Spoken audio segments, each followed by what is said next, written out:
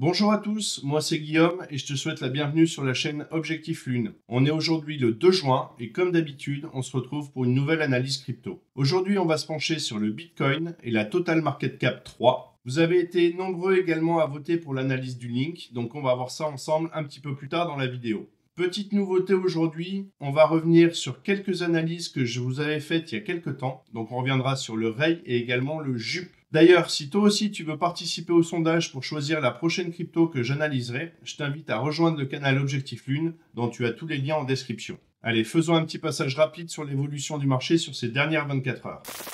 Nous avons un marché qui est plutôt attentiste ce matin. On a le BTC qui s'échange aux alentours des 105 310 $ avec une progression de 1,02%. L'Ethereum à 2493 en légère régression de 0,35%. Et le Sol qui s'échange à 154,71 pour une progression de 1,15%. On peut voir également qu'il y a eu une grosse perf sur le masque puisqu'on a une progression de plus 34% sur les dernières 24 heures. Pas grand chose à dire de plus, on peut passer tout de suite sur le graphique du Bitcoin, je sais que vous l'attendez. Nous voilà sur le graphique du Bitcoin. Pour rappel, nous sommes en H4, ce qui veut dire que chaque bougie représente 4 heures de cotation. Donc ce que nous pouvons voir, c'est que nous sommes venus chercher les targets que nous avions définis la semaine dernière, donc sur les 105 338 et les 102 014, avec une zone de best price sur les 103 875 et les 103 283. Donc le cours est venu taper cette zone-là pour rebondir. À l'heure actuelle, un dernier plus bas n'est pas à exclure. J'avais graphé cette nuit des zones potentielles vers le haut qui ont été atteintes assez rapidement. Donc on était sur les 105 583 et les 106 715. Donc les zones ont été touchées. On va passer sur le graphique en D1 pour avoir des données un petit peu plus concentrées. Donc sur le D1, on portera un point d'attention au niveau du pivot. Donc ici, si on venait à casser ce pivot, ça voudrait dire qu'on ait une correction de plus grande ampleur, donc de l'ensemble du mouvement initié depuis le 7 avril 2025. Donc sur les zones des 93 244 et les 88 822, c'est pas fait, mais il faut quand même le garder en tête. Et si toutefois le pivot casse et qu'on va chercher cette zone-là, on pourrait se projeter vers le haut. Donc on va dézoomer un petit peu pour regarder et on pourrait aller chercher cette zone. Donc la zone des 128 233 et les 151 391 avec une zone de best price sur les 138 426 et les 142 548. Voilà ce que je pouvais dire sur le Bitcoin aujourd'hui. On restera attentif aux divers signaux, donc que ce soit sur le RSI, etc. Sachant qu'on a beaucoup d'annonces économiques cette semaine, il peut y avoir des mouvements et des changements. Si toi aussi tu veux te lancer dans le trading, sache que chez Objectif Lune, on travaille avec la plateforme Bitunix. En passant par le lien en description, tu bénéficies de 10% de réduction à vie sur tes frais de trading. Allez, on passe maintenant directement sur les annonces économiques. Cette semaine s'annonce particulièrement importante pour les marchés financiers. On va avoir plusieurs indicateurs macroéconomiques qui vont être publiés aux États-Unis et ils pourraient influencer le marché des cryptos. Aujourd'hui, on aura les indices PMI du secteur manufacturier. Une amélioration est attendue, mais l'activité reste fragile. Mardi, on a les JOLTS, donc les offres d'emploi non pourvues. Mercredi, ce sera une journée clé avec le rapport ADP sur l'emploi privé, ainsi que les indices PMI des services. Jeudi, les traditionnelles demandes hebdomadaires d'allocation chômage. Et vendredi, ce sera le grand rendez-vous, puisqu'on attend les chiffres de l'emploi US, donc les fameux non-farm payrolls, qui sont attendus en baisse. Si le rapport montre un vrai ralentissement du marché de l'emploi, cela pourrait renforcer l'idée d'un pivot de la Fed, ce qui serait favorable pour les cryptos. En revanche, si les chiffres sont solides, cela pourrait créer une correction sur les actifs. En résumé, cette semaine est à surveiller de très près. L'ensemble de ces indicateurs nous donnerait une lecture plus claire de la trajectoire et de la politique monétaire américaine, et donc un impact direct sur la direction du marché crypto. Continuons nos analyses en passant tout de suite sur le graphique de la Total 3.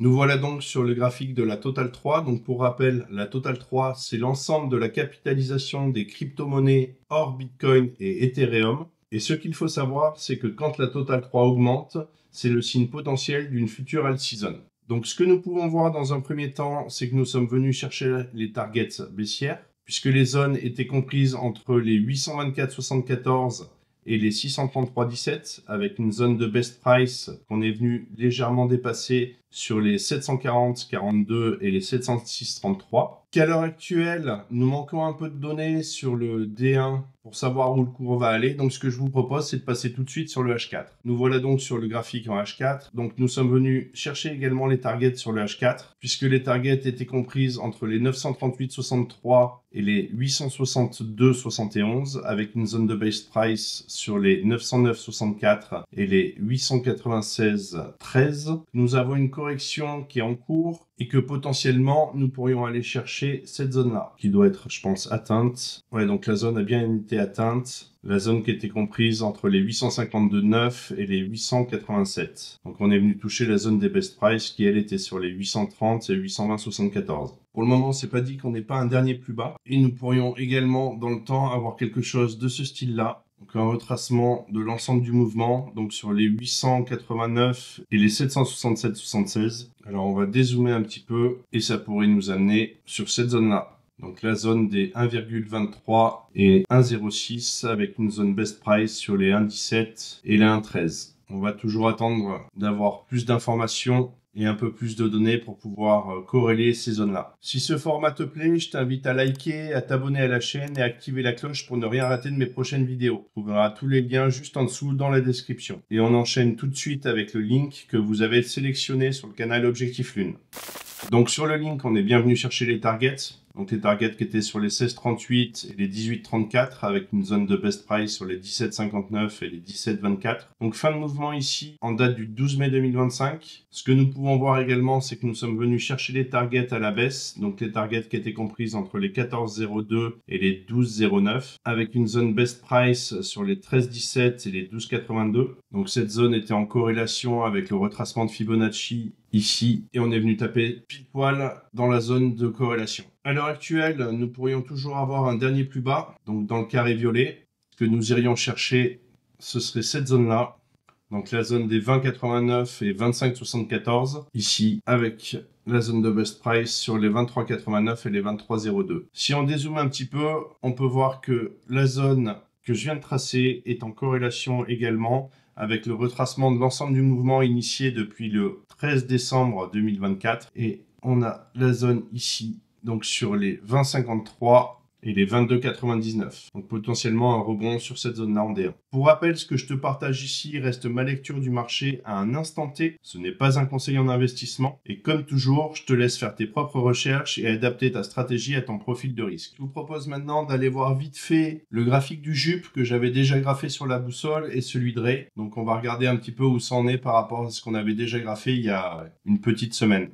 Nous voilà donc sur le graphique du JUP. Ce que nous pouvons voir, c'est que les targets que nous avions définis ont été touchés, que derrière, la correction a bien suivi ce que nous avions vu. À l'heure actuelle, un dernier plus bas est toujours possible pour aller chercher la zone des 0,4734 et des 0,4330 pour après avoir un rebond qui nous donnera les targets suivantes, donc les 0,8049 et les 1,0183 avec une zone de best price sur les 0,8368 et les 0,8988.